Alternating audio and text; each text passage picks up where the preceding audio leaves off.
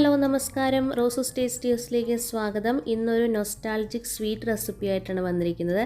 തേൻ മിഠായി അല്ലെങ്കിൽ തേൻ നിലാവെന്ന് പറയും. ഞങ്ങളുടെ നാട്ടിലൊക്കെ തേൻ മിഠായി എന്നാണ് പറയുന്നത്. പണ്ട് സ്കൂളിൽ പഠിച്ചുകൊണ്ടിരുന്ന സമയത്ത് ഒരുപാട് വാങ്ങി കഴിച്ചിട്ടുണ്ട് കേട്ടോ. ഇത് അന്നൊക്കെ എന്ന് പറഞ്ഞാൽ 1 രൂപയ്ക്കൊക്കെ 10 എണ്ണമൊക്കെ കിട്ടുമായിരുന്നു. അപ്പം ഇന്നത്തെ തലമുറയ്ക്ക് കാണിച്ചു തരാൻ വേണ്ടിയിട്ട് ഞാൻ സ്പെഷ്യലായിട്ട് ഉണ്ടാക്കിയ റെസിപ്പിയാണ്. എല്ലാ അമ്മമാർക്കും വീട്ടിൽ വളരെ എളുപ്പത്തിൽ നമുക്ക് തയ്യാറാക്കി കൊടുക്കാൻ പറ്റും. അപ്പോൾ അതെങ്ങനെയാണ് ചെയ്യുന്നതെന്ന് നമുക്ക് നോക്കിയിട്ട് വരാം.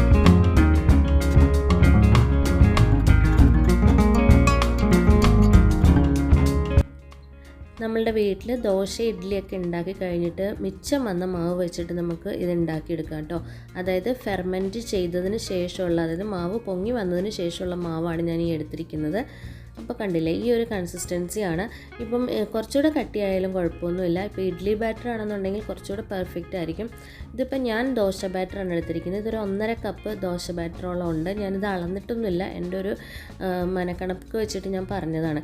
അപ്പോൾ ഇതിലേക്ക് 2 നുള്ള സോഡാപ്പൊടിയും അതേപോലെ 1/4 ടീസ്പൂൺ കളറും ചേർത്ത് കൊടുക്കുന്നുണ്ട്. റെഡ് കളറാണ് ഇത്, സൂപ്പർ റെഡ് അല്ല. സൂപ്പർ റെഡാണ് ചേർത്ത് കൊടുത്തിരുന്നെങ്കിൽ കുറച്ചുകൂടെ നല്ലൊരു കളർ കിട്ടിയേനെ. എൻ്റെ അടുത്ത് സൂപ്പർ റെഡ് ഉണ്ടായിരുന്നില്ല.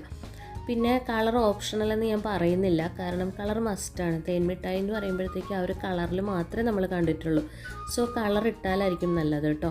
പിന്നെ ഒരു നുള്ളു ഉപ്പും കൂടെ ഞാൻ ചേർത്ത് കൊടുക്കുന്നുണ്ട്. എന്നിട്ട് നന്നായിട്ടൊന്ന് മിക്സ് ചെയ്തിട്ട്, നന്നായിട്ട് മിക്സ് ആവണം. കുറച്ച് കൂടുതൽ നേരം ഒന്ന് മിക്സ് ചെയ്ത് എടുക്കണം കേട്ടോ. എങ്കിൽ മാത്രമേ ആ ഒരു കളറ് എല്ലായിടത്തേക്കും ഒന്ന് ആകുള്ളൂ. ഇപ്പോൾ കണ്ടില്ലേ, ഇപ്പം നല്ല കറക്റ്റ് കളറായിട്ട് ഒരു ഓറഞ്ച് മിക്സ് ചെയ്തിട്ടുള്ള ഒരു റെഡ് കളറായിട്ടാണ് തോന്നുന്നത്. ഞാൻ പറഞ്ഞില്ലേ, സൂപ്പർ റെഡ് അല്ലാതിരുന്നുകൊണ്ടാണ് ഈ ഒരു കളറിൽ വന്നിരിക്കുന്നത്. ഇതിപ്പോൾ നമ്മുടെ ബാറ്റർ ഇവിടെ റെഡി ആയിട്ടുണ്ട്. ഇതിലേക്ക് നമ്മളിനി റെസ്റ്റ് ചെയ്യാനൊന്നും വെക്കേണ്ട ആവശ്യമില്ല കേട്ടോ. ഇനി നമുക്ക് ഇതിലേക്ക് വേണ്ടിയിട്ടുള്ള ഷുഗർ സിറപ്പ് തയ്യാറാക്കി എടുക്കണം. അതിന് വേണ്ടിയിട്ട് ഒരു പാത്രം ഞാൻ അടുപ്പത്ത് വെച്ചിട്ടുണ്ട്. ഇതിലേക്ക് ഞാൻ 1 കപ്പ് പഞ്ചസാര, 240 ml 1 കപ്പ് പഞ്ചസാര ചേർത്ത് കൊടുക്കുന്നുണ്ട്. അതിലേക്ക് 1/2 കപ്പ് വെള്ളമാണ് ഒഴിച്ചു കൊടുക്കുന്നത്. അപ്പോൾ ഇതൊന്ന് മെൽറ്റ് ചെയ്തെടുക്കണം. വേറെ ഇതിലേക്ക് ഷുഗർ സിറപ്പിലേക്ക് വേറെ ഒന്നും ചേർത്ത് കൊടുക്കേണ്ട ആവശ്യമില്ല. ഇത് മാത്രം മതിയാവും കേട്ടോ. അപ്പോൾ ഇതൊന്ന് തിളച്ച് മെൽറ്റായി വന്നിട്ടുണ്ട്. ഇനി നമുക്ക് ഫ്ലെയിം ഓഫ് ചെയ്യാം. എന്നിട്ട് നമുക്കിതൊന്ന് മാറ്റി വയ്ക്കാം. ഇനി നമുക്ക് ഒരു പാൻ അടുപ്പത്ത് വെച്ചിട്ടുണ്ട്. ഞാൻ ഇത്തിരി കുഴിവുള്ള ഒരു പാനാണ് വെച്ചിരിക്കുന്നത്. ഇതിലേക്ക് ആവശ്യത്തിന് ഓയിൽ ഒഴിച്ചു കൊടുക്കാം. നിങ്ങൾക്ക് വെളിച്ചെണ്ണ ഒഴിച്ചു കൊടുക്കണമെങ്കിൽ വെളിച്ചെണ്ണ ഒഴിച്ചു കൊടുക്കാം. ഞാനിപ്പോൾ ഇതിൽ സൺഫ്ലവർ ഓയിലാണ് ഒഴിച്ചു കൊടുത്തിരിക്കുന്നത്. അപ്പം എണ്ണ ഏകദേശം ചൂടായോ എന്നറിയാൻ വേണ്ടിയിട്ട് ഒരു നുള്ളു മാവിട്ട് കൊടുത്തു കഴിഞ്ഞാൽ നമുക്ക് ഇതുപോലെ മനസ്സിലാക്കാം കേട്ടോ, ഇത് റെഡി ആയിട്ടുണ്ടോ ഇല്ലയോ എന്നുള്ളത്. ഇത് എണ്ണ നന്നായി ചൂടായതിന് ശേഷം തീരെ ലോ ഫ്ലെയിമിൽ വെക്കണം. ലോ ഫ്ലെയിമിൽ വെച്ചിട്ട് മാത്രമേ ഇങ്ങനെ ഇട്ടെടുക്കാവുള്ളൂ.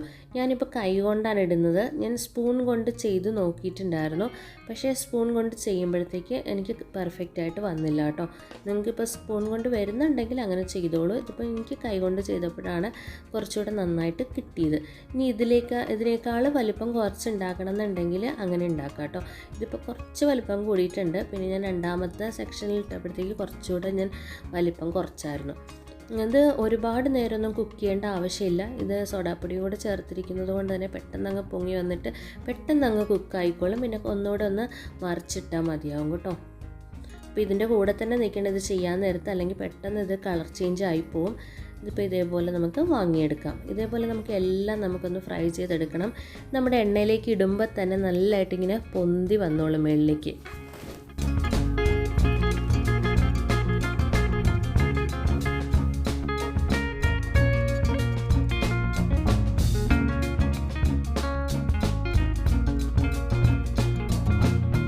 ഓരോന്ന് നമുക്ക് ഇതേപോലെ ഫ്രൈ ചെയ്തെടുക്കണം.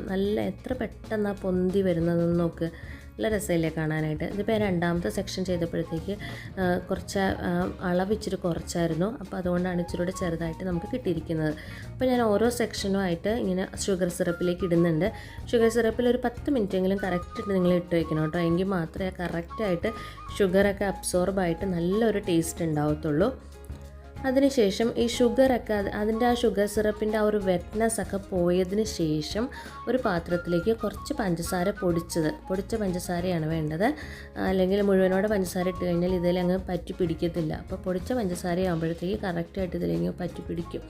ഇത് തികച്ചും ഓപ്ഷണലാണ്. നമ്മൾ ഓൾറെഡി ഷുഗർ സിറപ്പിലിട്ട സാധനമാണ്. നല്ല സോഫ്റ്റാണ്. പിന്നെ നമുക്ക് ആ കടയിൽ നിന്ന് വാങ്ങിക്കാൻ കിട്ടുമ്പോഴത്തേക്ക് ഇതേപോലെയല്ലേ ഇരിക്കുന്നത്, ഷുഗർ കൊണ്ട് പൊതിഞ്ഞിട്ടുണ്ടാവുമല്ലോ. അതുകൊണ്ട് മാത്രം ഞാനിത് ചെയ്തതാണ്. ഇത് ഒട്ടും തന്നെ നിർബന്ധമില്ല. നല്ല ഇതിങ്ങനെ ചേർത്തില്ലെങ്കിലും നല്ല പെർഫെക്റ്റ് ആയിട്ട് തന്നെയാണ് നമ്മുടെ തേൻ മിഠായി വരുന്നത്. ഇതിപ്പോൾ റെഡി ആയിട്ടുണ്ട്. ഞാൻ ഇതേപോലൊരു ജാറിലാക്കി അടച്ച് വയ്ക്കുകയാണെന്നുണ്ടെങ്കിൽ ഇടയ്ക്ക് ഇപ്പോൾ കുട്ടികൾക്കൊക്കെ കൊടുക്കാനായിട്ട് അവർക്ക് ഒത്തിരി ഇഷ്ടമാവും. കാരണം നമുക്ക് ദോശ ബാറ്ററൊക്കെ മിച്ചം വന്നു കഴിഞ്ഞാൽ വീണ്ടും ദോശ ഉണ്ടാക്കി കൊടുത്തു കഴിഞ്ഞാൽ കുഞ്ഞുങ്ങൾ കഴിക്കത്തൊന്നുമില്ല. അപ്പോൾ ഇതേപോലെ ദോശ ബാറ്റർ വെച്ചിട്ടുള്ള വെറൈറ്റി ആയിട്ടുള്ള ഒത്തിരി സ്വീറ്റ് റെസിപ്പീസ് ഉണ്ട്. അതേപോലെ ഞാൻ കഴിഞ്ഞ 2 ആഴ്ച മുന്നേ ഒരു ജിലേബിയുടെ റെസിപ്പി ഇട്ടിട്ടുണ്ടായിരുന്നു. അത് കാണാത്തവരുണ്ടെങ്കിൽ ഒന്ന് കണ്ടു നോക്കുക കേട്ടോ. അതും ഞാൻ ദോശ ബാറ്റർ വെച്ചിട്ടാണ് ഉണ്ടാക്കിയിരിക്കുന്നത്.